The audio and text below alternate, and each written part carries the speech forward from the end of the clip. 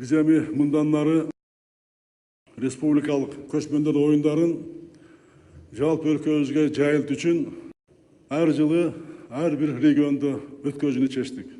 Быйылкы жылы республика көчмөндөр оюндарын Манас атабыздын ыйык ордосу болгон Талас областынан баштайлы деп турабыз. Талас областынан. Андан кийин эстафета менен ар бир регионго келип, көчмөндөр оюндары өтө баштайт. Буюрса, Жалалатка дагы келип калат.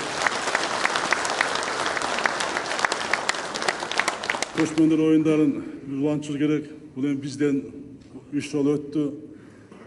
Туркияда өтөт, кийин башка өтөт мамлекеттерде.